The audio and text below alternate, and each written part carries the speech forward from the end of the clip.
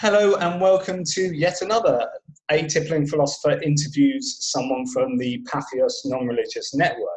This has been quite a fun sort of thing for me to do because I'm getting to meet quite a variety of people and talk to them who come from vastly different areas of the world and experiences of life. And I found it particularly enlightening to learn about different people and their beliefs and their activism. So tonight I am going to speak to Luciano Joshua Gonzales, if I have that correct. Did I pronounce that correctly? Yes. Brilliant. Who will introduce himself to you. Just to let you know, I'm still in a clinic in Russia receiving treatment for my primary progressive multiple sclerosis, chemotherapy and stem cell treatment. So that's why I'm covered in stuff. But I'm only here for a couple more days and my hair will grow back eventually, as well as my facial hair, I hope. Anyway, that's enough of me. Over to you. Hi, everyone. So I am Luciano Joshua Gonzales Vega. I tend to use my full name because it's part of the branding that I do. I am a Latinx person, which is the gender neutral alternative to Latino, Latina, which is how Spanish genders words and things. I write the blog Sin God, and I haven't written a post in a while because in addition to all of the other things I do, I'm a graduate student and I'm a YouTuber. So I do too many things to be able to do everything every single week. But I am going to be starting to write again. I just finished an internship with the American Humanist Association, and I am Hispanic. I was raised in Latin America. Spanish is my first language. The sort of writing that I want to do and the purpose of my blog is to act as a resource for people who are interested in atheism in Latin America and non-theism among Spanish-speaking people and communities. So I like the idea of sin God because sin meaning without God. Yeah. So sin God. There's a lovely play on words. So so atheism in Latin America is talk me through where you think it's at the moment and whether you think there's been a change over the last 5 to 10 years. There's absolutely been a change over the last 5 to 10 years. There's been a gradual shift away from religion for a long time now. And something a lot of people don't realize is that Hispanic people I don't like speaking generally, but surprisingly, there is a surprising level of skepticism that already exists among Latin American folks. If you are Catholic, that is, if you're a normal Catholic person, like if you go to Mass, you go to confession, that's an acceptable level of religiosity. But if you are a missionary and you're in Latin America and you're going door to door, that's something that a lot of people take issue with, and it's something that's generally socially isolating, aside from the specific church community that the person is from originally. So already there's a base level of skepticism that exists within Latin American communities, which makes atheism not the most unknown thing in the world, but it's definitely not something that's accepted yet, at the very least in most Latin American countries. There are some exceptions, like in Uruguay, where 3/10 of the population are some form of religious none. So they're either someone who doesn't identify as Christian or any other religion, or atheistic or agnostic. And in fact, I'm just going to go off camera here because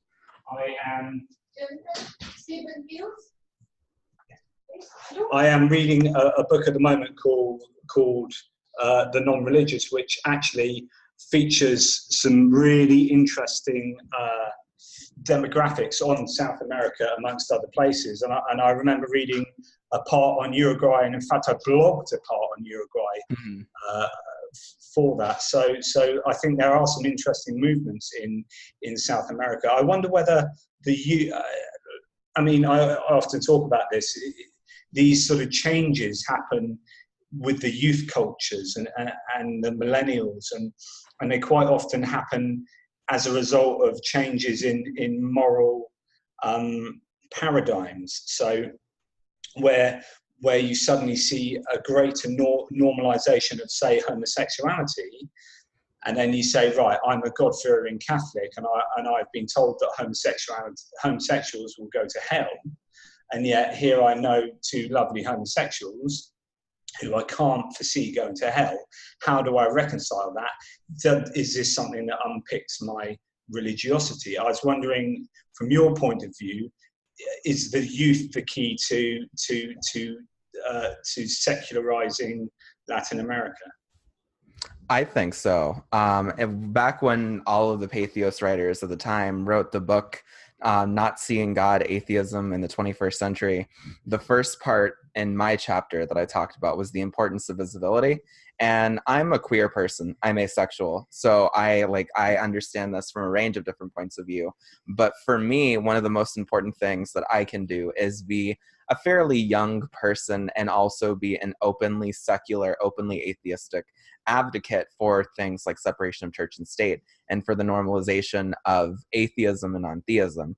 And the work that I've done is, I'm not going to say that it's like hugely important, but I know that there are people in my family and people in my personal life whose views on non-theists have been changed because they've known me and because I've been so vocal. And not all of them are Latin American, but a good number of them are. Yeah, and sometimes it's not those big activist sort of movements, but it's almost, insidious is the wrong word because that's negative, but it's that kind of that gentle getting to know people. It's almost like, in a benign way, people, oh, I know them, and it's that normalization that happens quietly across society that has just as much effect. Yeah, I know that in my life, when the way that I became an atheist is definitely different than a lot of other folks that I know.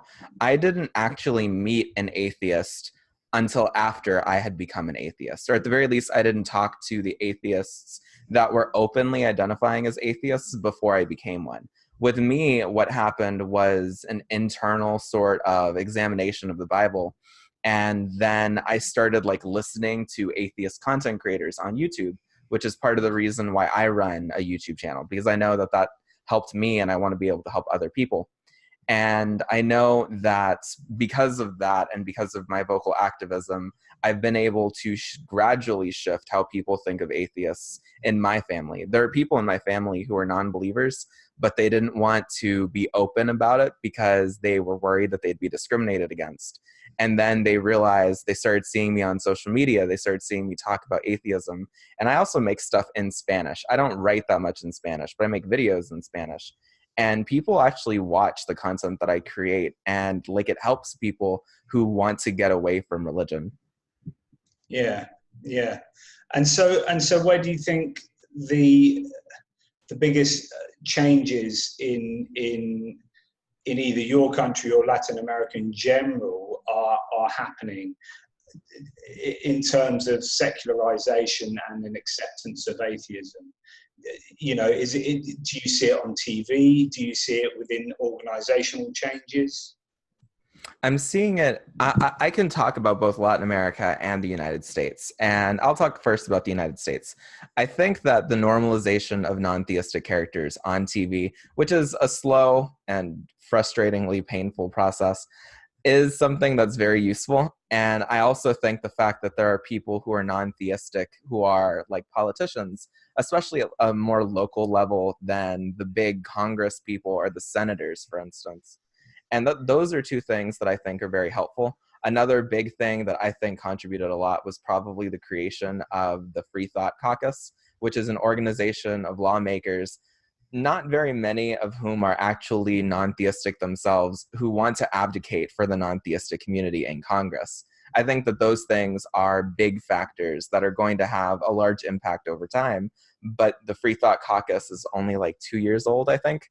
I think it started and I'd have to add that some of those in America, some of those big name, well, there just aren't enough big name players who are openly atheistic or agnostic or free thinkers or whatever. I think there are changes, and the midterms brought about a few new faces into that. But it would be nice to see some really big names up there to say, do you know what, I'm an atheist, but I'm going to be a bloody good politician as well. I want to run for office one day in the United States, so I hope that I'll be that person. Go, go, go. You got my vote. In Latin America, the differences are actually a lot more digital. Something that I've noticed since I started becoming an engaged secular person. And for the first 3 years, I was a secular advocate. It was entirely online. Is that even over the course of my time in activism, there have been more voices, especially in places like YouTube, that are openly atheistic, that create content that is for non-theists, and content that is like, hey, if you're a non-theist, you're a normal person. There's nothing wrong with you. And there was a severe lack of that before. I think that that's something that is going to help a lot of people, especially given the fact that there are some YouTubers out there with several thousands of followers. There's a show in Colombia. I can't remember the name of it off the top of my head, but later I'll go and like comment on the video when it's up on YouTube, and I'll share the link to a channel that's a news, like it's a news group in Colombia where the writers are atheists. And that's yeah. Those are the sorts of avenues that you need to just, again, it's all about normalization. I mean, everything about secularization and the advance of atheism and the acceptance of difference in any field is about normalization. And so the more that you can normalize, and by normalizing, that's utilizing, you know, media, social media, all these different mechanisms, then you know, that's where you get your advance through to a sort of liberal society. Yeah. I'm very excited to see what sorts of progress come. And I think it's going to be interesting to watch certain countries, especially now Brazil, with Jair Bolsonaro, which is a very bad figure. But I do think it's going to be interesting to see some people come out of the woodworks who are inspired to get into politics and into activism because he emerged. And I know that that's what happened with me when it comes to Trump. It was Trump's emergence that made me want to talk about politics and made me want to write about politics a lot more openly than I had before. And I know that there's going to be something similar to that happens in Brazil and in Honduras, where a right-wing evangelical dictator currently controls the country and has for the last 3 years. Goodness, I wasn't aware of that. I mean, I genuinely am worried about the rise of right-wing populism in Europe. So where you've got, you know, Hungary, Czechoslovakia and Poland and some of these places are really, you know, causing problems. But even in places like France and Germany, and you have these insignificant, you know, populist movements. So there's problems in Europe. You've got Brexit in Britain, which has divided Britain. You've got Trumpism in America, which is a rabid, you know, sort of populism there. And then you've got Bolsonaro, and as you say, in Honduras. And I worry because it's like we've forgotten the last 70 years of peace and or broad in Europe of peace, but the last 70 years of since the Second World War of generally having progress. And it's like we've got bored of progress and we want to go and screw the world up again.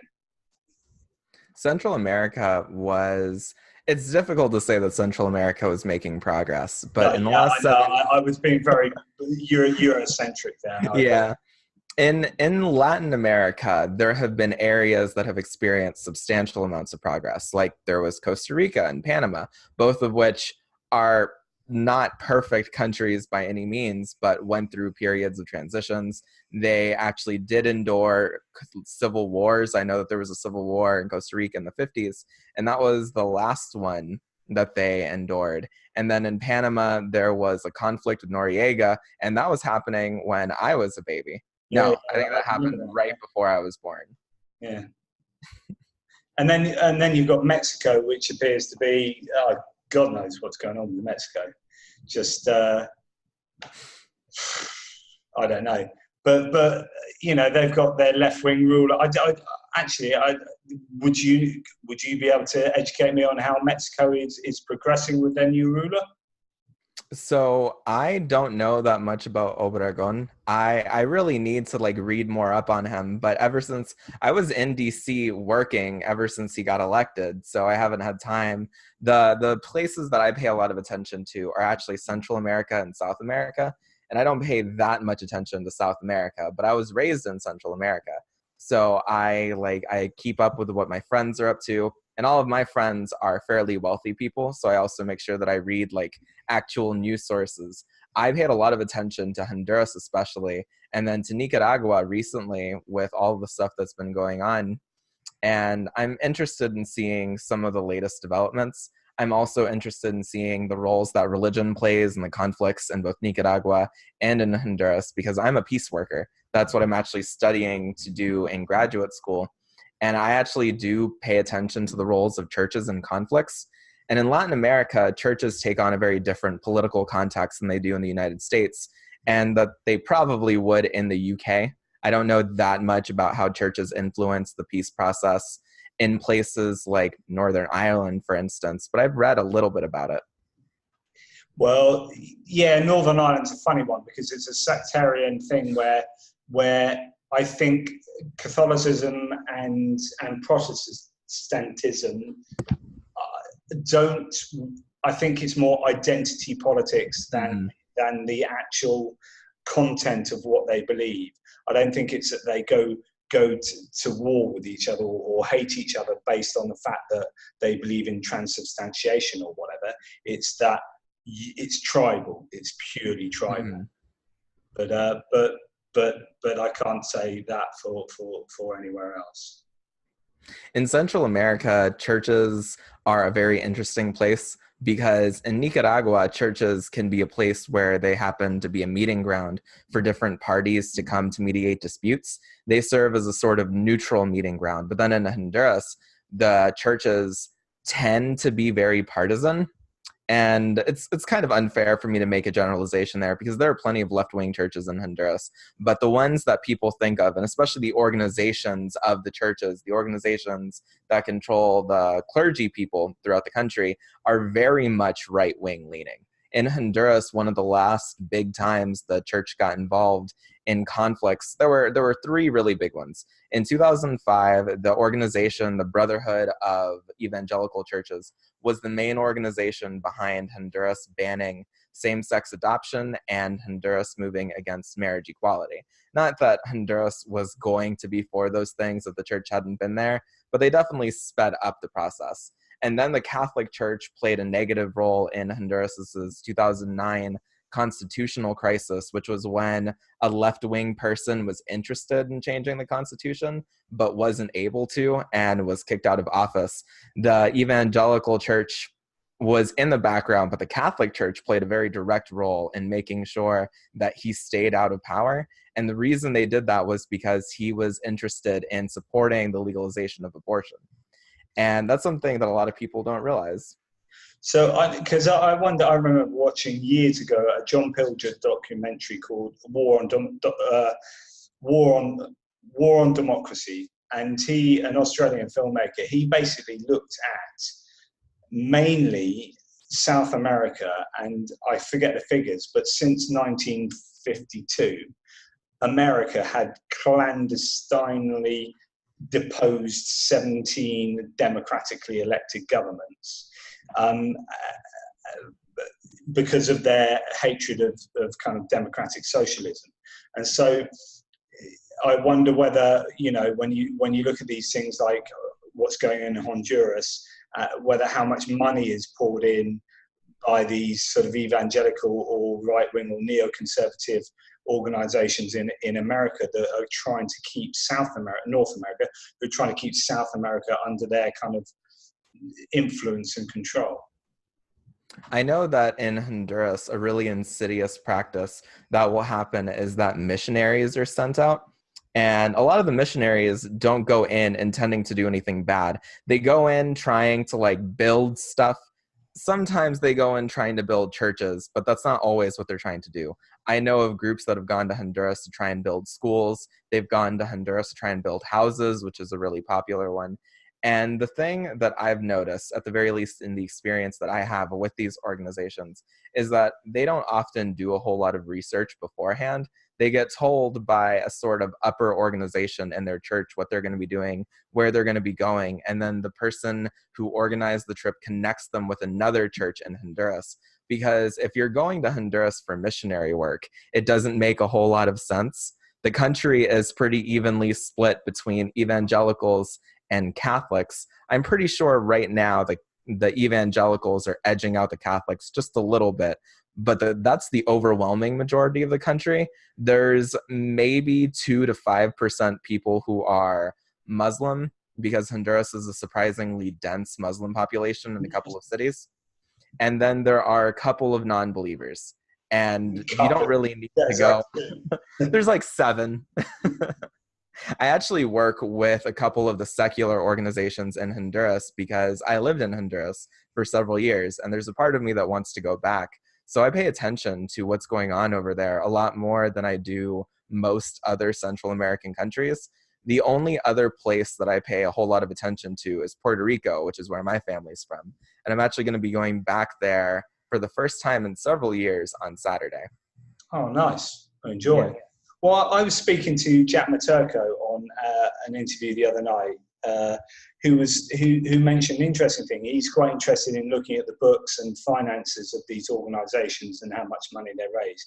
And he looked at the American Humanist Association. He's like, wow, they've got like $1 million. They're doing really well. And then he looked at like some evangelical family thing, just, you know, it's just some bog standard evangelical organization. They had like 56 million.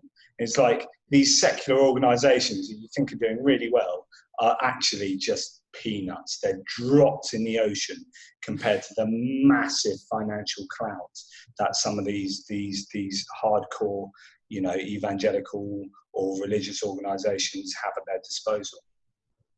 I think it's really interesting when you think about it that way, because these organizations, over the course of the last year, I worked for both the American Atheist and the American Humanist Association.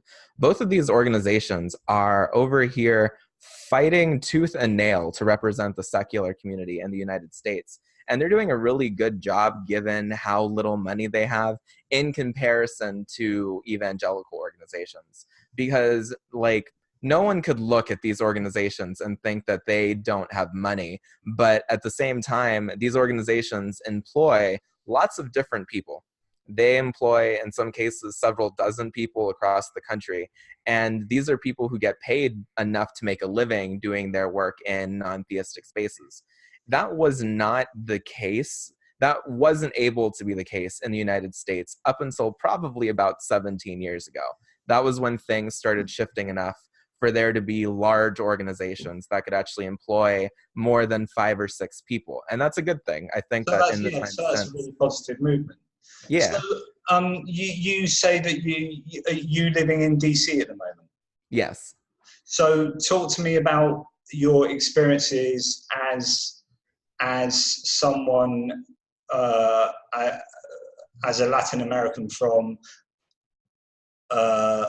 Puerto Rico, not from DC, and your experience with, you know, local communities and the tensions that are there, and with being an atheist, if you are openly atheist in that context as well. Yeah. So I am very much openly atheistic. I mention it. I don't go around to people being like, hi, I'm an atheist. But if people have extended conversations with me, they know that I'm an atheist. And I'm not aggressive about it or anything. I'm not an anti-theist. And I'm also not like someone who's like, yeah, I'm going to talk to you about religion. I'm the sort of person that I generally don't care about all that, as long as like people can feel safe being whatever they are. Being an atheist and being Latin American in Washington, D.C. is a very neat experience, because I was in North Carolina before I was here. And being in North Carolina, it wasn't great for me to be openly atheistic in North Carolina. I can imagine there being a little bit of a difference between DC and North Carolina, yeah. Yeah. I was in a fairly liberal town. So I'm a graduate student. I'm still at the same university I was as an undergrad, but I'm an online student now. And I was like on campus before. And I was there at my university when I became an atheist. So my first experiences telling people that I was an atheist were in that university. And in the university, people were pretty okay with it. It was mostly when I went online and talked to other North Carolinian folks that people pushed back against it. Is it Charleston is the only university I know in North Carolina? Is that I was in Charleston. I was in Greensboro. I was in the public university. I was in the Public University of North Carolina at Greensboro. Cool. And and so your experience in DC is remarkably different from that in North Carolina then. Absolutely. In addition to working for the organizations I worked for and got paid to work for, so the American Atheist and the American Humanist Association, I'm also on the board of directors of the Hispanic American Freethinkers, which is another secular nonprofit based in this area, but we have people all over the country. And we like create spaces for Hispanic non-believers. So the first time I ever got to meet Hispanic folks who weren't in my family, who were non-theists, was here. That's amazing. And that's almost a microcosm of the political map of America, really, where your dense urban populations have that proliferation of liberal thinkers, arguably more educated, more cosmopolitan, coming into contact with people who are more different, and therefore there's that normalization thing we're talking about.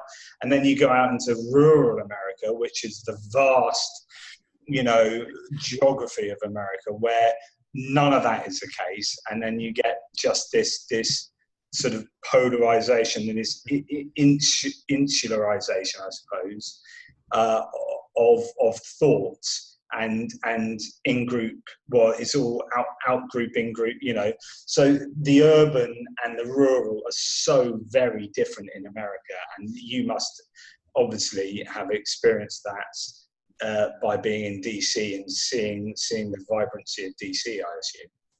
Yeah, DC was the first major city I lived in. Greensboro is not rural, but it's also not like Charlotte or Raleigh.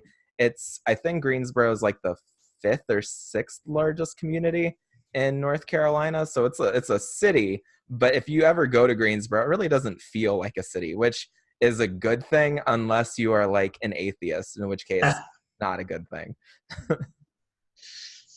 Yeah. So have you had?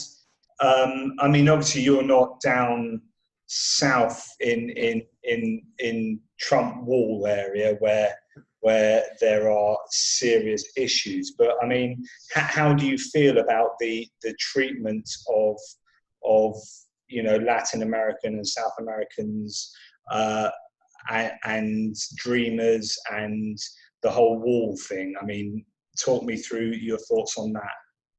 So ever since Trump was elected, even before he actually took office, there has been an increase in hate crimes against all minority groups, but against 4 minority groups in particular: Jewish people, Black people, Muslim people, and Hispanics, which are they're 4 of the biggest minority groups in the United States. So it makes sense. But it definitely does feel different ever since Trump was elected. I remember the day of the election, I went home. I had a girlfriend at the time who was the first other Hispanic atheist that I ever met. But she and I were not atheists when we first started dating. So we became atheists together. And when Trump got elected, it was a real shocker for both of us. She knew that he was going to get elected. She predicted it. But like when it actually happened, it definitely changed the way that we felt. And a lot of people in our community felt the same way. Yeah. And it's such a shame for social cohesion and for progress. Everyone wants progress. well, we want to progress to be better and to become better, and to have better opportunities for all of our citizens. And it just seems that everything that goes on in America at the moment seems to be to reverse that. I mean, even when Trump comes out and says, right, we're now literally going to reverse everything about Obamacare. Before we're going to scrap it, but now we're just going to wholesale reverse it. And it's like, is it there's no rhyme or reason. We're just going to do it because that was Obama and this is me. And so there seems to be the whole antithesis of progress. I definitely feel that same way. I remember being furious when I heard that Trump was talking about waiting for the system to fail. And the reason that strikes me as particularly cruel is that the system we're talking about we're not talking about a company or something. We're talking about a system that provides healthcare for tens of millions of people in this country. If that system collapsed, even if you don't like the system, not liking the system is fine. But if you just let it collapse and you let it die, thousands of people could potentially die because they would have to choose between healthcare and poverty. And when people are forced to make that choice, they die. Yeah. It's insane. I mean, I am sadly obsessed with American politics, which is not good for my mental health, because American politics is just absolutely insane. It's the most. So you've got a two-party system, which is the most narrow democracy you can get. No, I mean, you occasionally get like the Green Party or Libertarians that come in and split the vote a little bit, but basically they're pointless. And until you get more viable numbers of parties in, it's just a very narrow democracy that revolves around the first past the post system, which is a broken system, which means you get the electoral college, which means you can get someone as a president who didn't get the most votes, and you have lobbying of obscene degrees, which means that you have legalized corruption. I mean, the whole system is just broken. I strongly agree. I'm a political activist. I pay a whole lot of attention to politics throughout this country, and I feel you when it comes to the whole mental health thing. It is stressful to pay attention to elections in this country. One of the things that strikes me as particularly ridiculous is that we elect our judges, which in and of itself isn't super uncommon, but the problem is that we elect our judges in most states in a partisan system. So our judges run as Democrats or Republicans. Yeah. So the idea that there's judicial independence in this country is a really elaborate farce. Yeah. And that's one of those things that kind of goes under the radar, because those are the people who are making the rules and upholding the laws or dispelling the laws that affect people on a daily basis, you know. And then there's, and I keep saying this in the interviews, when you elect your president, you're not really electing the president. Most people are electing who they're going to put in the Supreme Court. So, you know, it's who's just died, right? I'm going to vote for Trump because he's going to put the most conservative, you know, pro-lifer in charge, you know, on the bench. And so it's nuts. It's nuts. And then when you get Obama having 340 days left of his term and not being allowed to put in one of his own, it's just nuts. The whole thing's nuts, and you need to fix it. That's right. It's my job, me personally.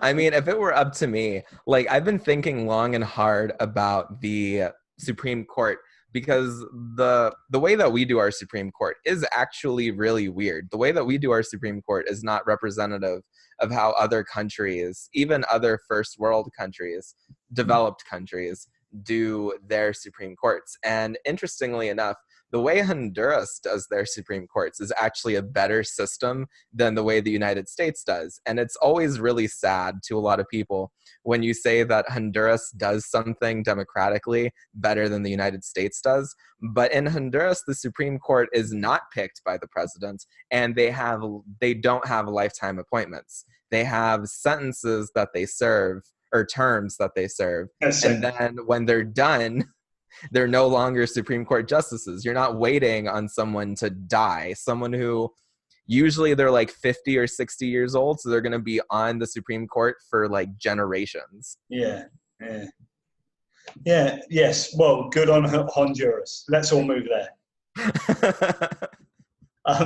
So just before we wrap things up, was there anything else you wanted to talk about? Anything that's of interest to you, particularly in either your work in DC or with your knowledge of South and Latin America, or with regards to atheism and activism in general? So I'm going to start talking about this a little bit more in a couple of places. I'm working on a website that is going to share worldviews that have components similar to humanism. So an example of this is I'm going to create a website where I share information about, say, Buddhism, because Buddhism and humanism are not at all the same, but they have components in common. And an example of this is that there are traditions in Buddhism that are non-theistic. And a lot of people, when they think of humanism, they think of non-theists.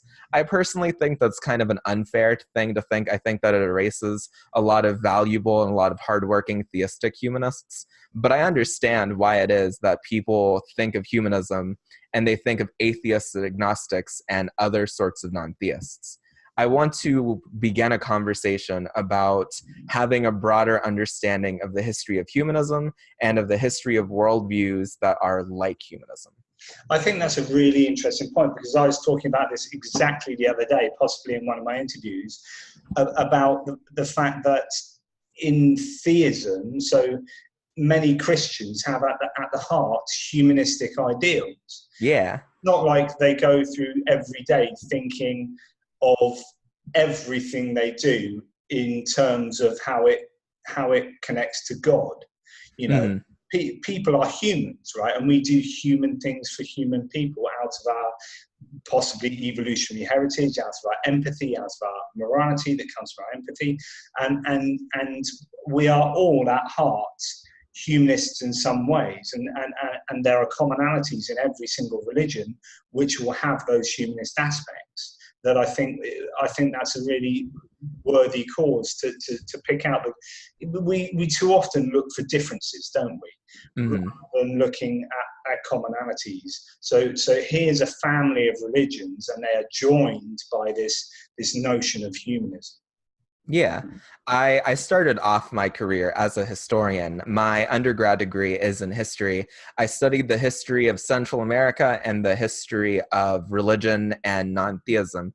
And I feel very strongly about these sorts of topics. I think that there is important reasons why it is that people think of humanists as non-theists. And I don't think that in and of itself is a bad thing. But I do worry about the fact that we're so eager to erase theistic humanists, whether they are Christians or whether they come from worldviews that have more in common with what a lot of people think of humanism as. And it's not just Buddhism. Buddhism is just one of the easier examples that a lot of people, they would hear and they'd be like, okay, I understand where you're coming from.